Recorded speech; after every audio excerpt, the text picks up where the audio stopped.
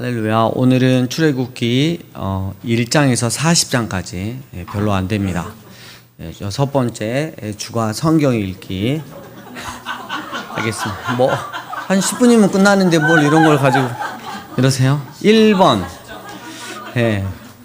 준비되어지는 모세. 10분도 너무 길었구나. 이걸 아실 거예요. 준비되어지는 모세 우리가 이야기를 보면서 나의 관점으로가 아니라 주님의 관점에서 준비되어져야 하는구나. 내가 정하는 게 아니라 내가 이제 됐다가 아니라 주님께서 이제 됐다 하실 때까지 정말 주님의 사람으로 준비되어져야 하는구나 라는 것을 우리가 준비되어지는 모세를 통해서 볼 수 있습니다. 그리고 이제 준비가 되어서 모세는 애굽으로 갑니다. 하나님의 약속하신 시간이 되었기에 데리고 나와서 젖과 꿀이 흐르는 약속의 땅으로 가야 하기 때문이죠. 하지만 바로가 순순히 보내지 않습니다. 그래서 2번 9가지 재앙이 내려집니다. 첫 번째 재앙이 뭐다? 물이 두 번째 물개 개구리 주로 우상에 관련된 거예요. 그 다음에 물개 넌데스쿨 친구들 물개 이파 그렇죠. 파는 뭐죠? 파리. 그 다음에 가축의 전염병 악성종기 보고 놀랐어요. 우박메뚜기. 그 다음에 흑암. 그때가 이제 가장 큰 우상이 태양이었잖아요. 그래서 아주 그 이방의 사탄의 세력이 승부하는 모든 것들을 하나님께서 9가지 재앙으로 재앙을 통해서 알려주셨는데요. 특별히 요한계시록도 이 출애굽의 9가지 재앙, 10가지 재앙을 모티브로 해서 쭉 되는데 구별이 되는 시점이 있어요. 다 같이 내리다가 다 같이 징계가 오다가 어느 순간부터는 하나님의 백성들을, 이스라엘 백성을 구별을 해주셨어요. 몇 번째 재앙부터일까요? 피? 아니야, 팔이야. 장로님이 피 했는데 민지 청년이 아니야 반말을 하면서 팔이야 이렇게 이야기를 했습니다. 네, 팔이가 맞는데 발언은 좀 부적절했다. 이렇게 해서 좀 예의 있게 했어야 되지 않나 조심스럽게 생각을 해보고요. 우리가 그 기도의 자리에 있을 때 예의 없는 또 민지를 위해서 또 많이 기도를 해주시길 바랍니다. 세 번째, 한 번은 안 지고 끝까지 하고 있습니다. 세 번째로 넘어가겠습니다.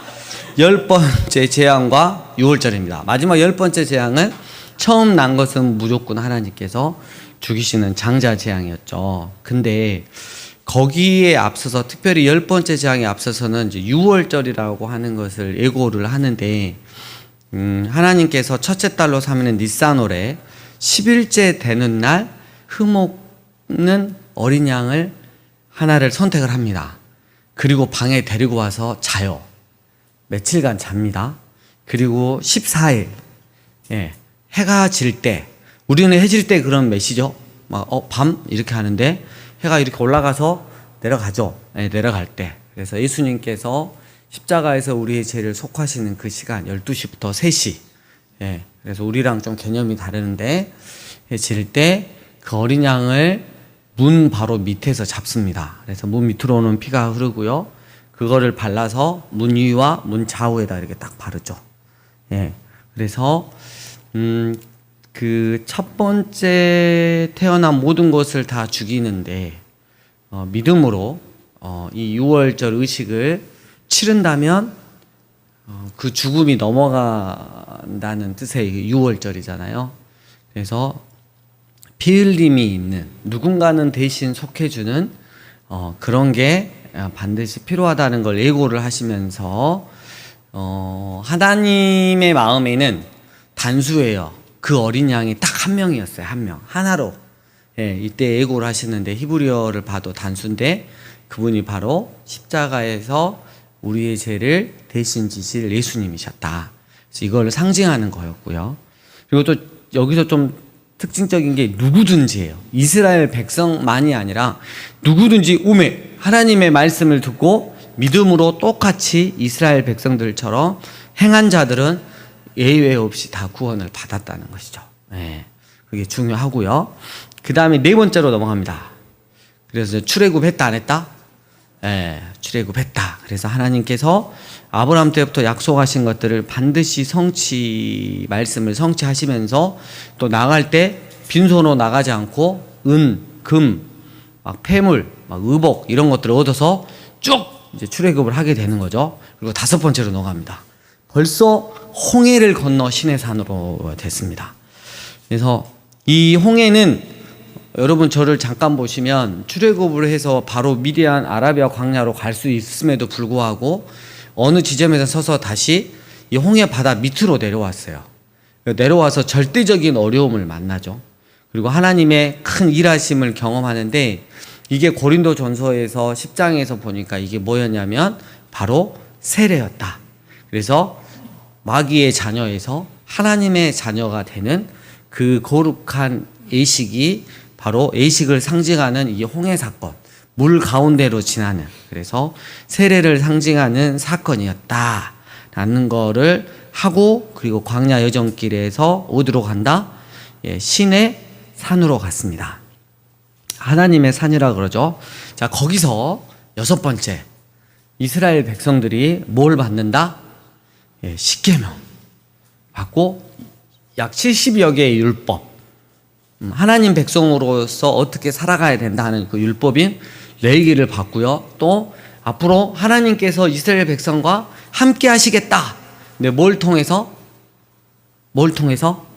성막 안에 있는 지성소를 통해서 함께 하시겠다. 그래서 이 설계도를 착 이렇게 보여주셨죠. 그죠?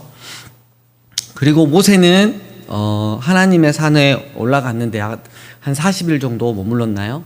꽤 오랜 시간이 되니까 일곱 번째, 이스라엘 백성들이 금송아지, 그러니까 애굽에서 섬겼던 우상 중에 하나를 만들어서 하나님의 은혜로 얻었던 금덩어리들을 녹여가지고 하나님이 가장 가증스럽게 여기시는 우상을 만들어서 그 앞에서 춤추고 즐겁게 노는 모습이 있었죠.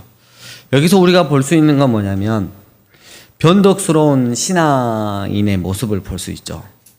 그리고 정말 힘들 때, 어려울 때, 절대적인 어려움 앞에서도 하나님의 은혜를 경험은 했어도 언제든 내가 결코 필요치 않으면 하나님도 버릴 수 있다. 내 편하도록 살 수 있다. 라는 것들을 보여주는, 그래서 인간이 얼마만큼 하나님 앞에 죄인인가를 드러내주는 사건이 바로 금송아지 우상 사건인데요. 이때 두 리더가 나옵니다. 모세와 누가 나오죠? 금송아지 만들 때 그렇죠. 아론이 나오죠. 근데 이 사건이 크게 문제가 됐을 때 아론은 모세시여. 이스라엘 백성들이 원래 저럽니다.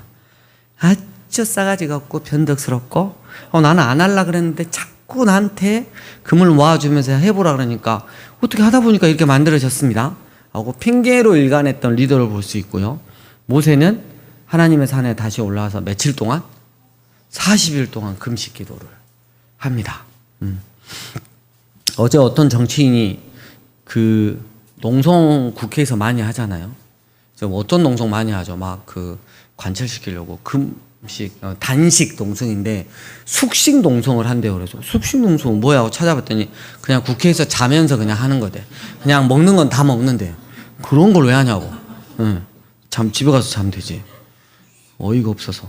그래서 여러분 두 리더를 우리가 볼 수 있습니다. 모세, 아론을 볼 수 있는데 과연 우리가 리더가 될 때 어떤 리더가 돼야 되는지도 볼 수 있습니다. 여덟 번째, 마지막입니다. 결국 이스라엘 백성들은 회개하고 뭘 세우고 성막을 세웠습니다. 하나님 그 임재 가운데로 나아갈 수 있는 곳이 바로 성막이라 그랬는데 여러분 그 동쪽으로 난 문으로부터 지성소까지 들어가는데 이 문이 하나였죠. 그리고 번제단과 물두멍, 은혜를 상징하는, 그리고 성소로 들어가면 진설병상과 그 다음에 뭐죠? 한쪽에 등잔대와 그 다음에 금향로, 중보기도를 상징하는 모든 것들이 다 예수님에 대한 상징이다. 그래서 예수님을 통해서 누구한테 나아갈 수 있다? 하나님께로 나아갈 수 있다.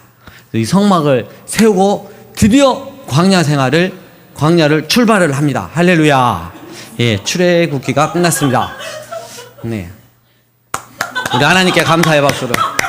네. 2주 동안 시간이 있습니다. 첫째 주는 또 선교사님 오시기 때문에 여러분들이 2주 동안 천천히. 그럼 다음 시간에는 뭘 것 같아요? 2주에 레이기 어떨 것 같아요? 한 번에 끝날 것 같아요? 한 번에 끝나죠. 이렇게 쑥쑥 나가도록 하겠습니다.